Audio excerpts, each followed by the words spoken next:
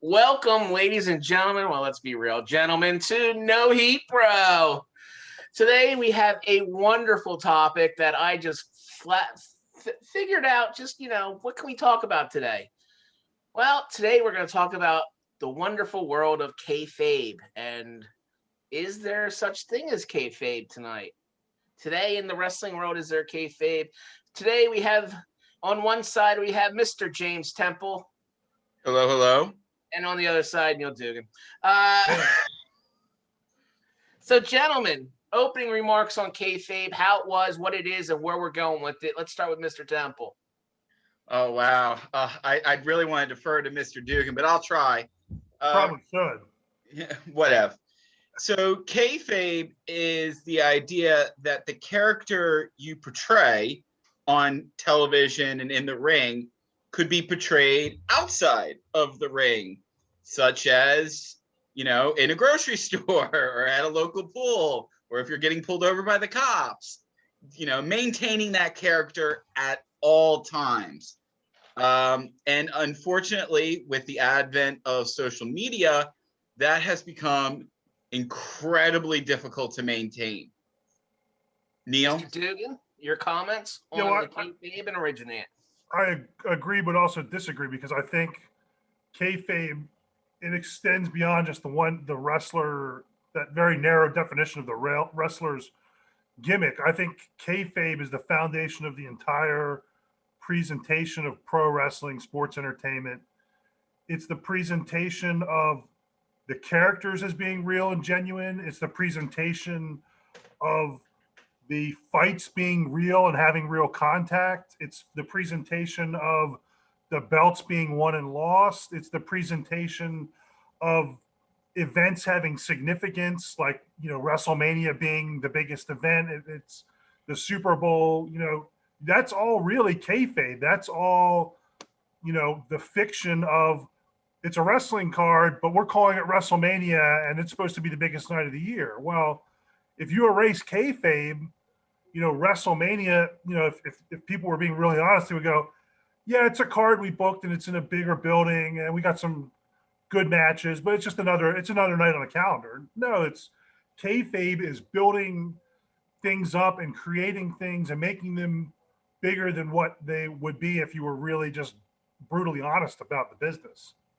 So it's a suspension of of belief, so to speak. You're believing something that's not truly what's going on. Right. But back in the day, the wrestlers, the managers, everybody in that small circle played their character 24/7. There was no Richard Fleur. There's Ric Flair. There's no Harley Race. It's Harley Race. Harley Race gonna beat your ass. Nowadays, things have changed. But let's talk about back in the 70s and 80s, Mr. Dugan, where you lived your gimmick. Can that ever happen again? Yeah, well, this is where I think really there's going to be the major divide between James and I, because I think James's position is that kayfabe should basically end at the arena door, and that once the wrestlers leave the building, they're like actors. There's no reason for them to carry on like their characters. There's no reason for them to kayfabe. It's just the business in that regard is dead. And I honestly couldn't disagree more. I mean, obviously, the practice right now is that the gimmick, basically, you leave it at the arena door. But I don't think it's good for business at all. I mean, I think, unlike movies and TV, you're talking about a genre where you're trying to have the viewer continue to watch your product on a weekly basis, week to week, throughout an entire year, never ending. Also with big events and pay-per-views and special events, on top of the weekly TV. So really, if you do not create some sort of connection with your audience and have fans be fans of you and believe in you, you're really it's going to trickle down to just, a very small audience compared to what the audience could be. I mean, you look at Ric Flair. Ric Flair is the most revered guy probably in the history of the business, or very close to being the top of that list. And he lived his gimmick. People would say Ric Flair is Ric Flair. That's the guy. And that's why people loved him, because he was this over the top, personality. So I think it's an absolute necessity to do that. Mr. Temple? So, I thought about, because we had previously discussed what to do with kayfabe, and I think as we discuss this, we'll go through each issue, but I'll address the whole on-off gimmick, the idea that on screen or at an event, you're this character. I think it's very possible to do that. And Mr. Dugan says there's no other media out there where you have this weekly events where you have to suspend disbelief. And this is, bear with me, we can all agree, wrestling as it stands, or even in its heyday, was just a ring met a soap opera, correct? Can we all agree that effectively soap operas still go on today? Telenovelas still go on today. Daily, hour-long programs where some of the most crazy, pardon my language, batshit scenarios come out of left field. And those stars don't live their gimmicks. They don't live their characters. They aren't their long lost dead twin brother from, that came out of a car accident into a coma and then, knocked somebody up somehow. They're real people. So why can't we do it with wrestlers? Well, I think the way the business has moved since Vince McMahon basically admitted that sports entertainment was a work, just so he didn't have to pay the state athletic commissions their money. Was that the day that kayfabe died, Neil? It didn't help, but I understand why he was doing it. He was doing it because these state athletic commissions, a lot of which actually still regulate wrestling today, but they were taking so much money. The taxes that they were taking when they would go to certain states, like they didn't go to New Jersey for a number of years and host any big shows because of the sort of burdensome tax structure of the local commission. So I understand why he did it. It didn't help, but I think the attitude moving from that point should have been, okay, well, he said it that day, he said it, for that purpose, but let's not use that as an excuse to drop all kayfabe and now just like, let's expose the business completely. I think, it's going to have an impact, but it's not going to have a huge impact unless you keep on consistently breaking kayfabe and exposing the business. That's when I think over time you just lose viewers because they just go, I can't buy into it. It's fake. It's, I don't buy into any of the characters. James, is Vince opening the door to the demise of kayfabe with that announcement that sports entertainment is not on the up and up? I don't think he opened it. I think he kicked it completely open, and he just let Pandora's box was cracking. People were getting wiser over the years to this practice. There was still some rumor mill, it's still real to me, as we see in the meme, that was it real? Was it not? Did shoots still exist even in the 90s? But at that point, once you have an official word from the horse's mouth from on high, that put the seed of doubt in everyone's mind. Even if the most ardent believer that these two guys were getting in the ring to beat the living shit out of each other, in the back of their head, they're always going to be like, well, are they? Is this the ending that should happen every time, or is this an ending that was scripted, or is it an actual fight? So the seed of doubt was there, and it let everything out. And so, to use kind of a legal term, you can't unring that bell. But you also have to remember that when he did that, the world was a different place. There was no internet as we know it today. There wasn't the media that there is today. So he said it, but in a sense, he almost said it in a much smaller room. In other words, the comment got around, but did it get around the way it would get around if it was made today with, No, it went around because the dirt sheets, it only went to the hardcore people. Well, I went to the people who already kind of knew. You know what I mean? Who went to the Wrestling Observer and did that kind of thing. Right. And they already. However, yeah, I think the straw that broke the camel's back was literally 2 years before that happened, when the Iron Sheik and Hacksaw Jim Duggan were pulled over while they were in a major feud, and were pulled over together while they were snorting cocaine and doing lines of coke and alcohol. As Sheiky Baby always says, that Duggan's a motherfucker. So I literally told someone that story tonight to explain what kayfabe was and the problems. Yeah. That's the exact story.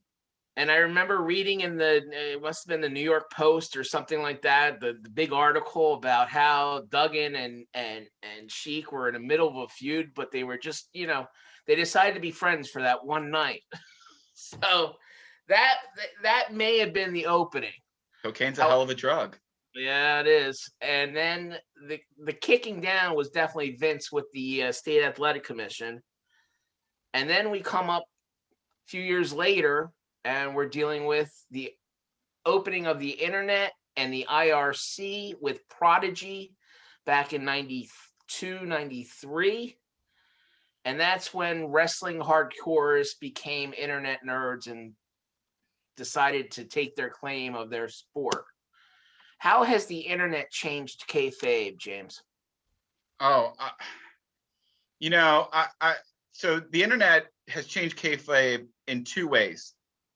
One, the spread of information is instantaneous.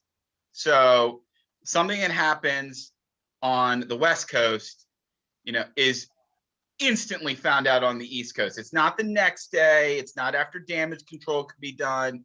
Somebody is up on the East Coast. They know it. So that's one. There is no getting ahead of any story that breaks in the internet. It's instant. Number two, and this is part of the internet, and we'll get to it, is social media, which has turned, used to be the paparazzi was who you had to worry about. You had to worry about your local beat writers, your criminal, writers, people, the Duggan Sheik story, local reporters broke that. And they're just covering, their local police stations and things like that. Oh, did you hear who got pulled in? Now, everyone with a cell phone. Everyone has a cell phone. So you're seeing, wrestlers in supermarkets. You're seeing them in, at local pools. You're seeing them out and about. Not as much now, obviously, with COVID issues, but we're talking for the past 20 years. It's kind of hard to believe in the powers of darkness when, the Undertaker, when Mark Calloway is, shopping with Michelle out in the grocery store and people are just snap, snap, snap. With a limp and a cane. Neil. Yes. What's going on with kayfabe and the internet age? Well, I think Mr. Temple hit on an important concept, which there are really two parts of the internet age. There's the 90s internet age, which was what I'll call the pre-social media internet age, where really the people who were creating the content about wrestling were the people like the Dave Meltzers and the message boards. So it wasn't as readily accessible, and it was being mostly just generated by those kinds of people. And then you get to about, 2018 or so maybe, and then your full-scale social media internet age, which is a lot of the content's actually being created by the performers themselves. And that's where I think it's really just these people in the business are doing a tremendous disservice to themselves because, can you imagine if in 1995, when they were rolling out the Goldust character, that you could go to his Instagram page and there he is with his wife and his, baby girl, and he's normal and he's dressed in normal. I mean, it would totally kill the gimmick. And I think, that in wrestling, if you're going to try to get something over, you got to do like Brian Pillman was doing in the late 90s, which is get as many people to believe as possible. And if that means working the boys and working the promoters and working everybody, I mean, that's the kind of mystique that, Pillman obviously realized that he was an average size guy. He was not, 6'7", 325 pounds of muscle like Hulk Hogan. He wasn't, but he realized that if you created a mystique about you, which is really something I think that, people have gone on record saying that he was a big fan of Rowdy Piper and that he got a lot of that from Rowdy Piper. And he was the other guy who really kind of always kept up a mystique about himself. And I think that's on the people in the business, the performers that are, if you have an Instagram and you're supposed to be doing one thing on TV and you're totally killing your gimmick on Instagram, I mean, that's you're hurting your own business. I mean, it makes no sense to me. But isn't that partly on the WWE and the way they make their talent separate themselves from their gimmick name, especially since they've made them turn off their own Twitch accounts and stuff like that because they don't want their work name to be used with that. Mr. Temple, in regards to that, isn't that partly WWE's own fault? Yes, I'm gonna agree. I think WWE wants to have it both ways, and I think the issue that we're really dealing with is that Mr. Dugan and I are coming at it from two opposite ends of the spectrum, so to speak, as far as what to do with kayfabe. And it's not just WWE. Okay, look, AEW lets their guys do a lot of stuff on the side as well. So we don't talk about AEW negatively on this podcast. That's not allowed. Can I just point out though, James, for James to say that the WWE is at fault, he's conceding that these performers should be kayfabing. No. Whoa. Well, then what were they at fault for then? They're at fault. Well, they're at fault for a lot of things, but so here I'm gonna give you a good example. Okay, so they're at fault for they want their performers to act a certain way on their social media, their stuff, okay, and things like that. They want to control it as much as possible. So they want, basically, you think that they were like trying to keep kayfabe by squashing, certain video game channels and things like that, because that sort of separates out. But then they make sure that their latest babyface champion is going to be on the Late Show, hamming it up like they didn't just smash somebody's nose in 2 days ago. But I got to disagree with you because I don't think the WWE's they're trying to control it when it comes to platforms where the performers are making money, because they realize their audience has a certain amount of money that they're going to spend potentially on the wrestling business, their entertainment budget. And these wrestlers are doing these different pay accounts, things with paywalls. And those are dollars that could be going to WWE to buy T-shirts, to buy the network. We can talk about independent contractors at a later date. Well, I'm not even saying that part. I'm just saying I think WWE doesn't want those dollars going. I don't think the WWE had a problem with these performers doing this until they started doing stuff behind a paywall. Then WWE got upset because they were losing out on money. But yet on Twitter accounts, all the WWE superstars are now under their own real name, apostrophe their gimmick name. Lexi Kaufman is Lexi Kaufman on Twitter, not Alexis Bliss. Well, that's got up to knowing who exactly Alexis Bliss's name is on Twitter. Well, just a fat guy who likes his Twitter account, okay? No heat, bro. No heat, bro. That's more of a legal issue because I think, and I'm not an expert by any stretch of the imagination in intellectual property, but I think, if you don't crack down on some of that stuff and don't control where you own those trademarks, and you sort of are extending ownership or partial ownership to the performer of those trademarks of the intellectual property, then when they leave and go to AEW and they want to retain their name, I think there might be some legal arguments that, wait a minute, you've allowed them to use their trademarks for their own purposes, things that were not part of your business. So I think it's more of a legal issue than it is anything to do with a kayfabe. I don't think it's a kayfabe issue at all. Mr. Dugan, I disagree. Wait. Mr. Dugan, let Mr. Temple retort. Okay. He just argued that it is that he argued against kayfabe right there. No, I didn't. Yes, you did. You said, whoa, hold on. No. You said when they go to another company, we got to crack down. So the mystique, the character dies? No, I'm going to switch on to TNT and I'm going to see a new character? Just killed the kayfabe. Shouldn't the character live on? You're misunderstanding what I'm saying. What I'm saying is the WWE was not trying to protect kayfabe. They're trying to protect their trademarks and their intellectual property. And in an effort, they killed it.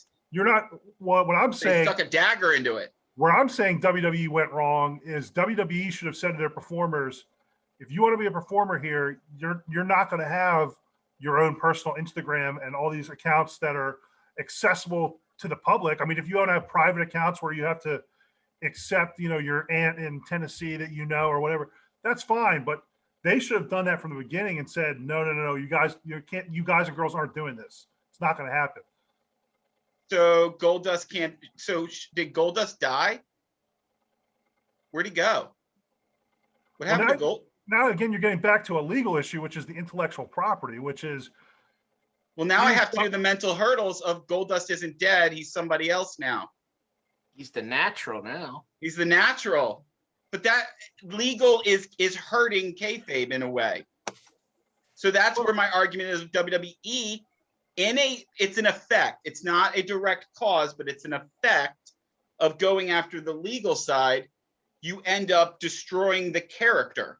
Right. Well, I don't think WWE is doing any of this because of kayfabe. I think they're protecting their financial interests. I think they should be. Would you say that that's an effect, though? Oh yeah, it definitely has that effect. But I think are they dumb? I think they should. I think they should be much more concerned about kayfabe in every way that they possibly could be. Careful about protecting it. Now, I don't know if there's a way around the intellectual property issue of, letting guys keep their names. I think from, a business standpoint, that makes sense that, certain guys, if you created their persona for your company, that they not be able to take that somewhere else and make money with it. That makes sense to me. But you also have to look, some of the top talent in the history of wrestling, for whatever reason, legal or whatever reason, Ric Flair, Dusty Rhodes, Hulk Hogan, Rowdy Piper, those guys who have been the most successful in the business for whatever reason, owned their likeness and their character and their name to a substantial degree where they could continue that in different companies. So I think that's up to guys to negotiate that they have a way to retain their intellectual property, to have some sort of stake in the intellectual property, because obviously using those guys as an example has tremendous value. When you have to start over from square one, it's very difficult. Well, go ahead. So a couple things. One, there is a way of doing this. You can actually split up IPs. You can do percentages. We are a bunch of lawyers. We all know we can split up the percentages on IPs. You can do licensing deals. There are ways around this. Two, everybody you just mentioned in that list is from an era plus 20 years ago. And some of those people's characters predated Vincent Kennedy McMahon. So, and the contracts back then were way different than the contracts you're getting right now. If Joe Schmo in the Performance Center. The Joe Schmo's contract right now in the Performance Center is it's WWE's way or bye. And what are you going to do if your dream is to be in the big lights? Well, I think you're better off. Back in the late 90s, guys were better off getting over in a place like ECW where they had owned their name, owned their likeness, and then they could take that, like, the Dudleys, who I guess at some point when they went to WWE made the mistake of bargaining away that. They didn't bargain away. I'll talk about it in another episode. It's not worth the time or hassle. I mean, it's a Paul Heyman thing. Paul Heyman was supposed to give them the Dudleys their name, but needless to say, it didn't happen. But let's move on. Well, the point being, you're better off creating value in a name and then bringing that value to WWE rather than letting them create your value, because then in a snap of Vince McMahon's fingers, he can take your value or a great portion of your value away, and you're back to square one. I just don't know if you can do that today. I would argue the last person that was able to do that was AJ Styles.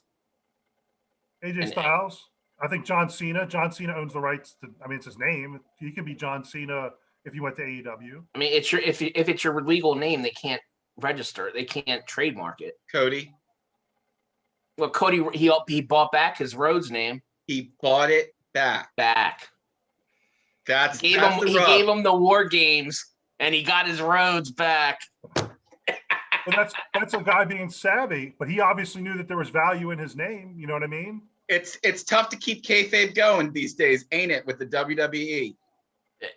Cody and Brandy Rhodes. That was the best way AEW could do it. Cody, he could put Cody first and then the manager afterwards. And honestly, though, there's also another layer to kayfabe, in my opinion, which we haven't really discussed yet, which is the other problem with these performers having Instagram is there's a mystique about wrestlers. There always was. I don't know if it so much exists today, but in the 80s, a guy like Hulk Hogan or different, Paul Orndorff, guys that were on top, there was sort of, I guess, a thought in at least enough people's minds that these guys were on the same level with guys in the NFL, guys in Major League Baseball, guys in the National Hockey League as far as earnings and status. When you have these performers on, Instagram and they're showing like every aspect of their life and you realize, how can this person be a big star when they live in a condo in Florida? You know what I mean? And they kill their status, which, guys like Ric Flair would always do things to enhance his image. And now you've got people on Instagram.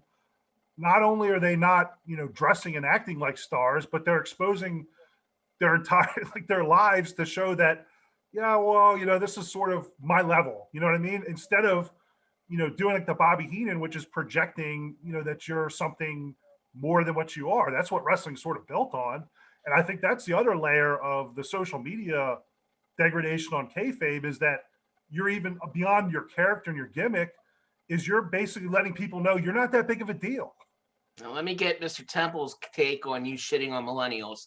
Mr. Temple, go right ahead. So, look, I mean, I will say this. In a weird way, I'm going to slightly agree with Mr. Dugan here, but still maintain my position. I think a lot of the characters today are cut and paste of each other. It's you pick up a wrestling video game and, when you play story mode or whatever, you go to create a wrestler. And it's literally, if you preset 5 wrestlers, you'd find, at least 20 of the ones on the active roster today. So I would actually, and this is very controversial, but to actually do my plan of separating out, I think you need very specific characters. You need very specific gimmicks. All right. We all know, like, I'm switching brands here for a minute, switching ideas, but like, look at Marvel. Do I really think Chris Evans is Captain America in real life? Do I think he's slinging a shield around? No, but I see him on the screen. That's Captain America. He's more than just a guy. He's, more than just some guy, in a weird spandex suit. So you have got to be very specific. You've got to be a very, unique and memorable character. And there's just a lot of characters that are not memorable. If we poofed them, I wouldn't know. I wouldn't care to know. And it might be that maybe there's too many wrestlers out there. Not everybody can be a lawyer. Not everybody can be a doctor. Not everybody can be a wrestler or an actor.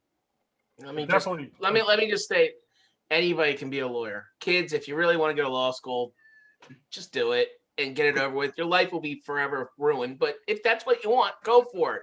Mr. Dugan, please continue on. Yeah, I agree with most of what James is saying in that regard, which is, the characters are not that well defined anymore, which is, I think, really hurt the business. The guys are cut and paste. They're not exciting. They're not interesting. And, I think a way to protect the character is to keep up kayfabe to the degree possible. But you also have to have a character worth protecting. I mean, I know that when Broken Matt Hardy was doing the Broken Matt Hardy gimmick, he was doing like interviews on podcasts, doing the voice and doing everything. He bit Kevin X's leg. I remember it perfectly. That's more of an exposure issue. It is. Mr. Dugan, I apologize for stepping in on you, but we got 9 minutes left. I want to open up one more topic, and it's the most important topic.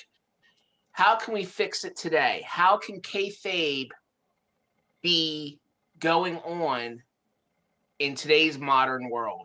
Mr. Dugan, I'll ask you first. How is it possible? I mean, I think it's just the discipline of the performer. You know what I mean? I think that they have to protect their own business. You know what I mean? They have value in the mystique of their personalities, their character, their status as a wrestler. So you have to perform, and you have to elevate those performers that don't expose the business. So if you have somebody that's super talented, like, I mean, I like, you mentioned Alexa Bliss earlier. I like her. I think she's good. I think she translates. She's good TV. But if you have somebody who's equally talented and they're not posting on Instagram with their boyfriend at the beach when they're supposed to be a zombie on TV, I would say that the equal person who is protecting their business should be taking that person's spot. So I think you have to create a culture. It's all really a culture of the business where the performers feel compelled to protect their business the way that guys like Flair, Undertaker, Hogan, Piper, Terry Funk, all those guys in the past. And I know James is going to say, well, that was the 80s, but you don't have to put yourself on Instagram. Protect your business. You know what I mean? So take yourself seriously and present yourself the way that you want the public to perceive you. Don't kill it.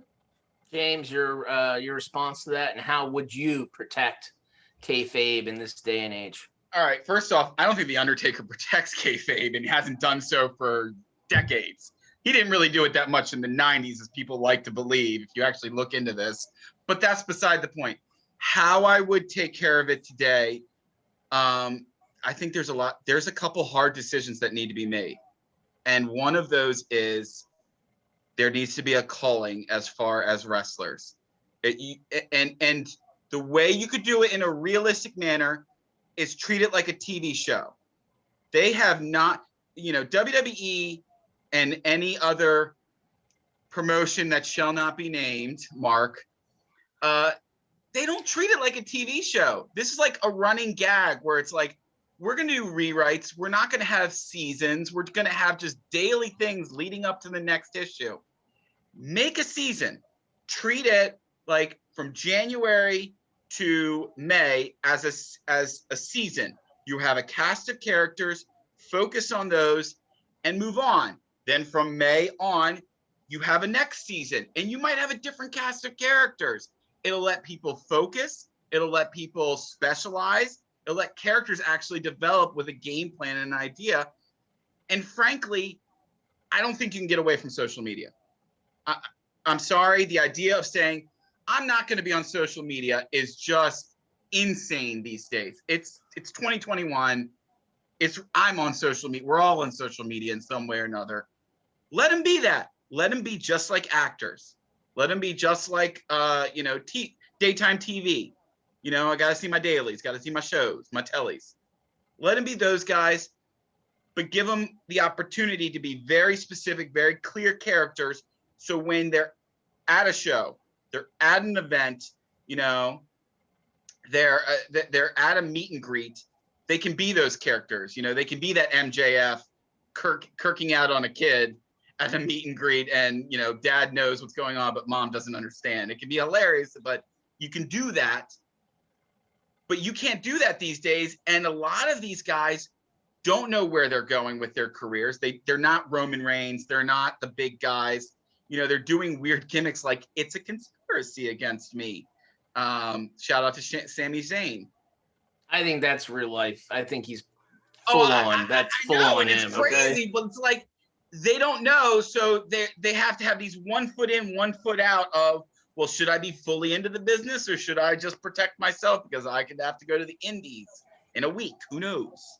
So, Neil. I just think the guys they all want to be popular. Nobody wants to have heat. Nobody wants to be hated. We're in a cancel. MJF is the definition of heat. He's the definition of a Twitter account that can work in 2021 as a heat missile. He's like the one modern guy who protects his gimmick. And look how popular he is because he does that. I mean, people love that he does that. Even the people who know that that's what he's doing. It's like, I can't. I mean, James made another point about guys being overexposed, which is another problem, but I don't think that's a kayfabe problem. I just think that guys need to protect their business and, protect their gimmicks and not expose everything. And big thing is, a big problem with the work now, these guys and the leg slapping and all this, is there's sort of this mentality from the guys. The mentality from these guys is, oh, everybody knows it's a work, so let's do this cool spot and let's slap the leg because everybody knows it's a work. They've been slapping legs since the 90s. Yeah. Nah, Fury nah, used to do Mark, it in come the on. 90s all the time. Mark, come on. Once in a while to 10 times every match. Come on. I'm the moderator here. I'm just letting you know that it's been happening since the 90s. Yeah, So with let him people be who Superman. feel it. So Neil, let him be Superman.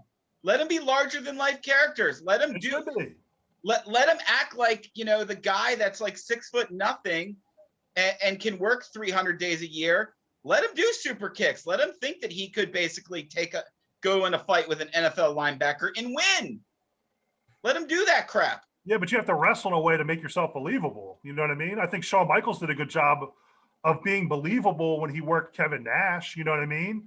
But I really don't think a lot of these fights, nobody's believing any of these matches anymore. I mean, I believe Jackie Chan can whoop my ass, and the guy's like 5'4", and he's not a martial artist. That's the exception to the rule. I mean, I think if you asked most people on the street and they showed them the AEW roster and showed them the WWE roster, if you did the WWE roster in like the 90s, people would be terrified of engaging in a fight with those guys. Whether those guys were legitimately tough or not, they projected it, a toughness. They were big. That's a completely different topic that we're going to have because there's so many smaller wrestlers nowadays than there was But that's even part 10 of years kayfabe. ago.